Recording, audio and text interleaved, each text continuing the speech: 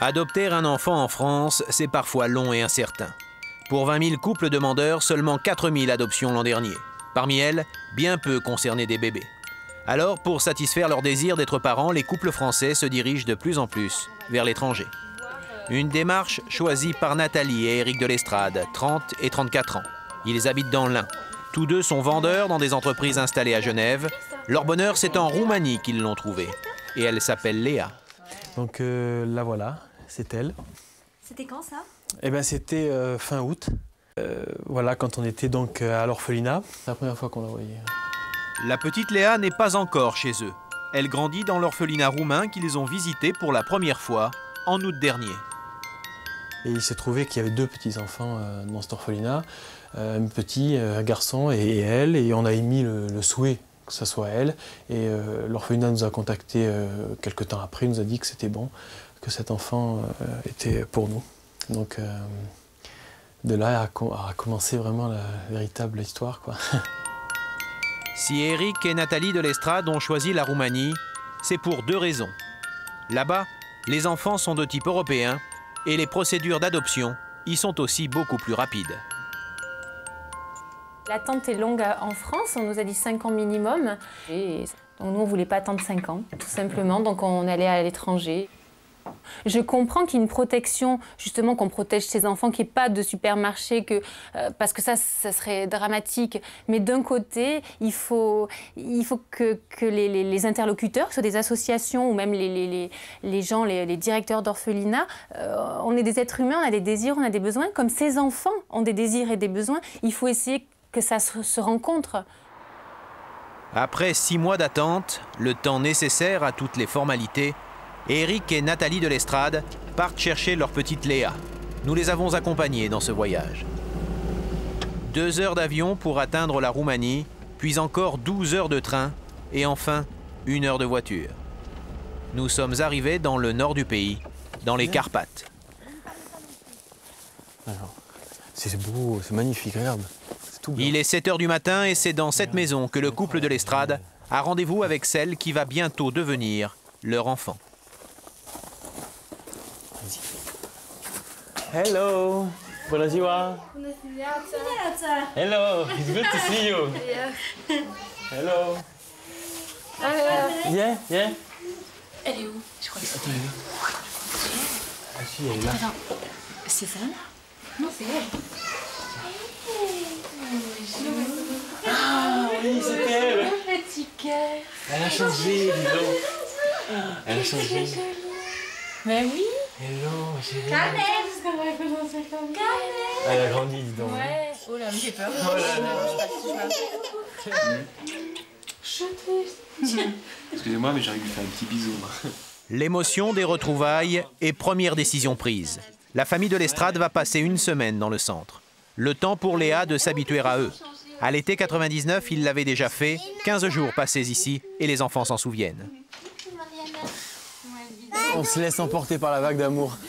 On a envie de tous les prendre Et tous les aimer. Éric et Nathalie sont comme tous les parents adoptifs. Ils n'ont pas eu le droit de choisir.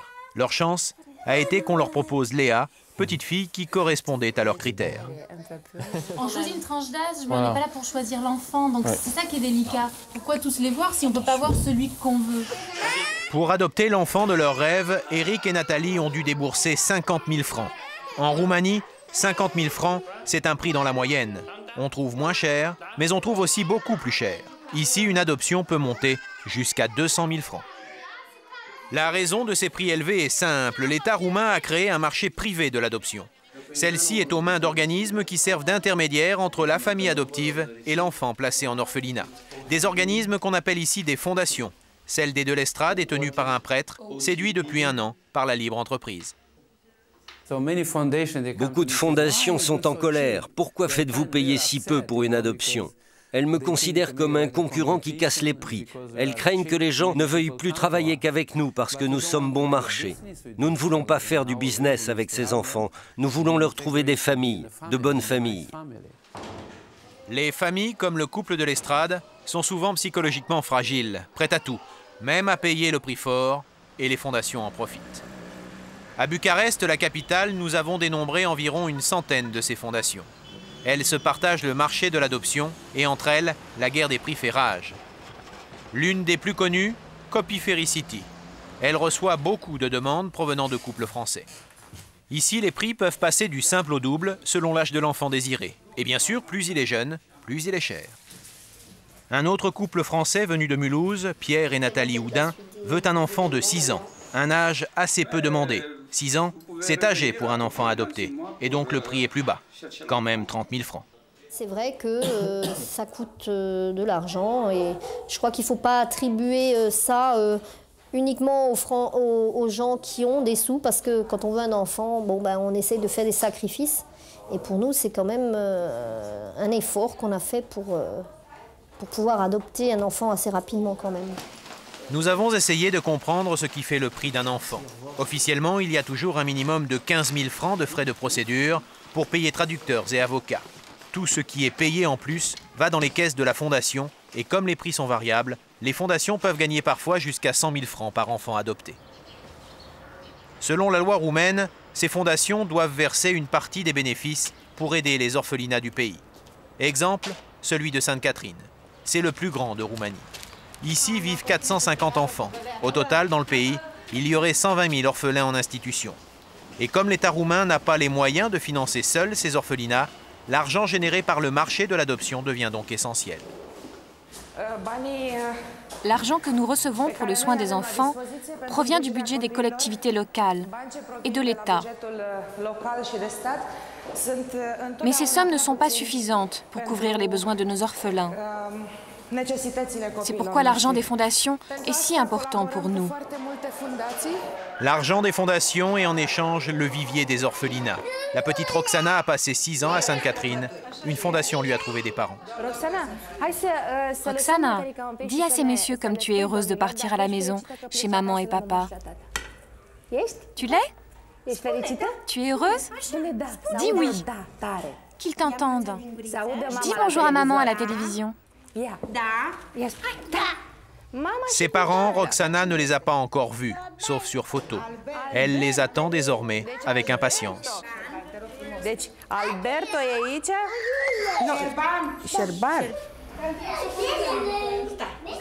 C'est du bon travail parce que nous avons trouvé une famille pour une enfant plus grande, ce qui est assez difficile en général.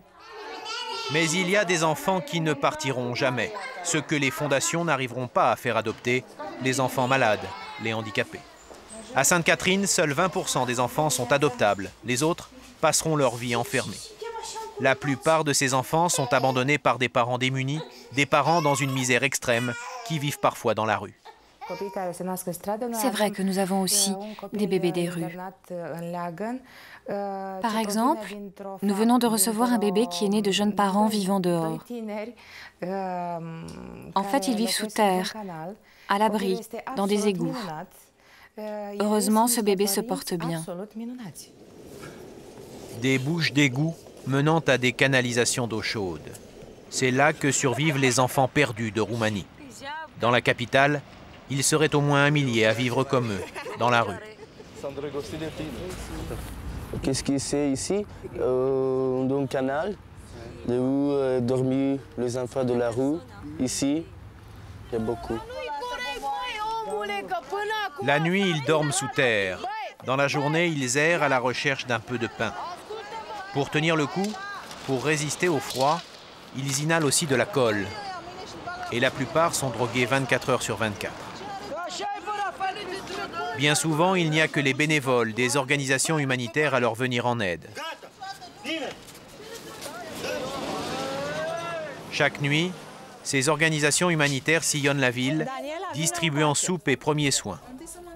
Les consultations se font dans le camion. Daniela est une jeune mère qui a une petite fille qui a 1 mois. Oui, unde este asta mică? Unde este? Unde? Elle a donné sa fille à une organisation. Elle a donné ou elle... Ai dat de tot? Et est-ce qu'elle pense que cette petite fille va être adoptée? Est-ce qu'elle veut qu'elle Tu vrei să o dai să fie adoptată? Non. Non, elle ne veut pas. Elle ne veut pas. Elle veut la garder. Vrei să o păstrezi, da? Oui. Est-ce qu'elle pourra? Oui. Poți să păstrezi copilul, să ai grijă ei? Ma mère va acheter une maison et on ira toutes les deux vivre avec elle. Elle ne veut pas, mais elle sait que c'est la mieux pour l'enfant d'être à une organisation humanitaire. Est-ce que vous connaissez des jeunes femmes comme elle, dont l'enfant a été adopté parce qu'elle n'a pas pu le garder? Oui, je connais quand je travaille à l'hôpital. Elles sont beaucoup de mères qui abandonnent les enfants et qui donnent pour adoption. Elle a bien du mal à l'admettre, pourtant Daniela sait bien que sa fille sera adoptée d'ici quelques mois. Ses conditions de vie actuelles ne lui permettent pas de la garder. L'origine de l'enfant, ce n'est pas toujours la priorité des futurs parents adoptifs. L'important à leurs yeux, trouver un bébé au plus vite. Les fondations en profitent parfois pour faire monter les prix. Il y a 1 an et demi, Roland, restaurateur français installé à Bucarest, en a fait l'expérience. Avec son épouse roumaine, ils ont adopté Samuel, une adoption qui n'a jamais eu de prix fixe. Il n'y a pas de prix d'affiché. Officiellement, il n'y a pas de prix pour un gamin. Vous rencontrerez personne dans ce pays qui vous dira que ça coûte autant. C'est à la tête du client un peu. Mais pour le client qui veut un enfant très vite, il existe aussi des filières et il suffit de mettre le prix. Après enquête, nous prenons rendez-vous dans une fondation de la grande banlieue de Bucarest. On propose là des enfants très jeunes. Nous nous présentons comme un couple marié voulant adopter. À notre arrivée, première surprise. Cette fondation a pour siège un domicile privé.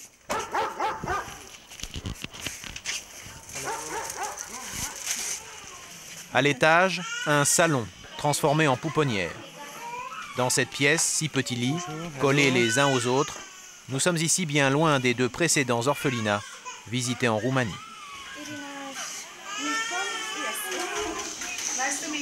Bonjour, je suis Irina. Ravie de vous rencontrer. Je vais d'abord vous faire visiter, puis nous passerons ensuite au bureau pour discuter sérieusement. Deuxième surprise. Alors que nous nous attendons à être reçus dans des bureaux, on nous introduit dans une pièce servant de nurserie. Nous apprenons qu'au total, dans 4 pièces de cette maison, vivent 24 enfants de moins d'1 an et demi. Nous essayons de donner la meilleure nourriture, les meilleurs soins pour qu'ils deviennent des enfants normaux, en bonne santé, comme des enfants normaux le sont. Dans la chambre d'à côté, l'illustration du meilleur donné par cette fondation. Passage obligé ensuite par la chambre des nouveau-nés. Dans l'un des berceaux, le plus petit des bébés confié à cette fondation, à peine 1 mois.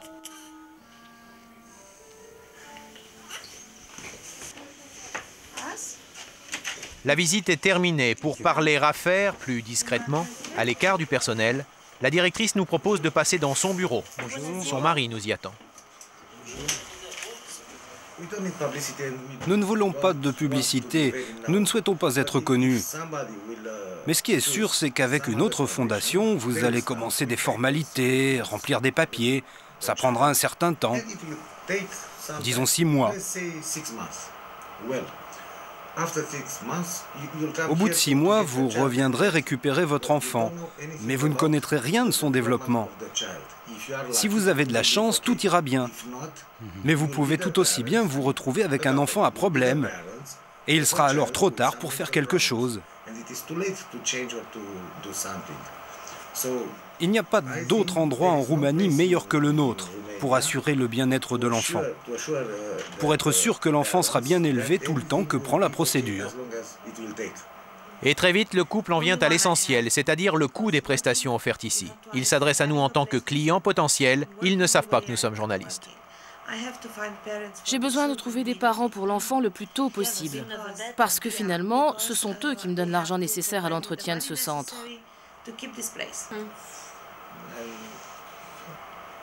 Et combien ça coûte? Ça coûte 20 000 $, plus 300 $ pour chaque mois passé ici. 120 000 francs l'adoption, plus 2 000 francs chaque mois représentant les frais de garde jusqu'à la fin de la procédure. Mais il y a urgence, il y a beaucoup de demandes, nous explique la directrice. Afin d'être bien servi donc, il faut verser des arts, et le plus vite possible. Pour finir de nous convaincre, un premier enfant nous est proposé. J'ai un enfant qui se trouve en ce moment dans une famille d'accueil. Il va avoir 2 ans.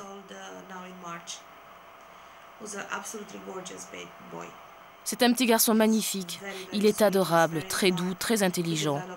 Il a grandi dans de bonnes conditions et il est aujourd'hui adoptable. C'est l'enfant dont je vous parle. Photo couleur à l'appui, les présentations sont faites par la directrice. Nous posons alors la question pour adopter un bébé plus petit. De moins d'1 an? Oui, c'est possible, mais il va falloir attendre qu'un de nos bébés soit adoptable. Mais l'attente est en fait de courte durée. Sans un coup de fil, sans un signe apparent de la part du couple, arrive un nouveau-né, celui vu dans son berceau un peu auparavant. Voici un enfant pour lequel je suis absolument sûre d'obtenir le consentement de la mère. Selon toutes les lois internationales de l'adoption, cette situation est totalement illégale. Interdit en effet de mettre en contact des parents avec un enfant non encore adoptable. C'est dommage de devoir attendre 6 mois. Mais le couple va encore plus loin. Là encore, au mépris de toutes les règles qui interdisent à des parents adoptifs de choisir leur enfant, on nous propose de réserver d'ores et déjà ce bébé, à la condition bien sûr de payer d'avance.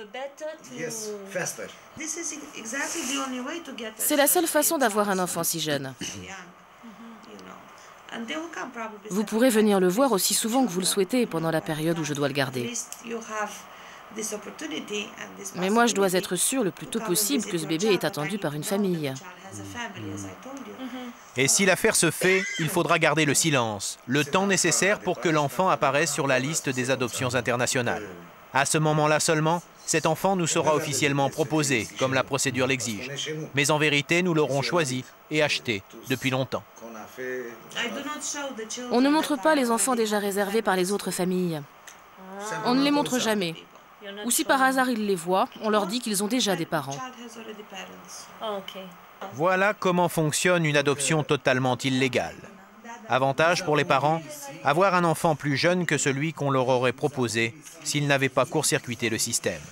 Avantage pour certaines fondations, une opération rondement menée et très juteuse.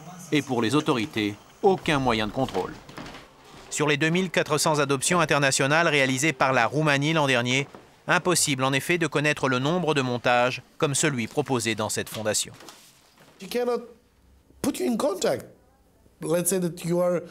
Elle ne peut pas vous mettre en contact avec un enfant. C'est illégal de vous présenter un enfant avant que vous ayez rempli toutes les formalités pour l'adoption. Cet enfant n'était pas adoptable, selon la loi. Une condamnation de la fondation, mais pas du système. Car après tout, en Roumanie, aujourd'hui, les fondations n'ont pas interdiction de faire du bénéfice. Les fondations peuvent vous demander autant qu'elles veulent. Si elles veulent vous demander 100 000 $, elles ont le droit de le faire. Si vous êtes assez stupide pour payer, c'est votre problème. Mais cet argent doit être reversé dans le système de protection de l'enfance, dans notre pays ou dans un autre, peu importe. Les fondations doivent prouver à la fin de l'année que l'argent qu'elles ont reçu sur leur compte a été dépensé dans ce domaine, puisque ce sont des organismes à but non lucratif. Des organismes non lucratifs qui ont fait tout de même, selon nos estimations, 130 millions de bénéfices l'an dernier grâce à l'adoption internationale. Difficile de connaître la part reversée aux enfants roumains en difficulté. Pour Léa, en tout cas, la Roumanie, c'est fini. Elle rentre en France avec ses parents, Éric et Nathalie de l'Estrade. Est-ce que vous avez le sentiment que vous avez donné beaucoup d'argent pour cette adoption? Non. Normal, c'est les prix qui pratiquent, donc c'est très correct. Normal. Non, c'est très correct. Ça couvre des frais, ça couvre... Non, c'est tout à fait normal. C'est vrai que beaucoup de gens ont des idées préconçues là-dessus. Ils pensent que ça devrait être gratuit. Non, il y a un coût, il y a l'orphelinat, il y a les papiers, il y a toutes ces choses-là. Non, je trouve ça tout à fait normal. Au revoir mon petit cœur. Au revoir mon amour. Éric et Nathalie de l'Estrade voulaient un enfant. Ils l'ont eu, et pour eux, finalement, il n'y a que cela qui compte. Petit bisou, allez. Ah, là, c'est la comédie. Allez, oh là là, on s'accroche. Oh, Là, on va voir qu'elle a du caractère. Voilà, le bib. Un coup de bib. Le bib. Un coup de bib. Voilà, mon petit ami. Oui. Salut.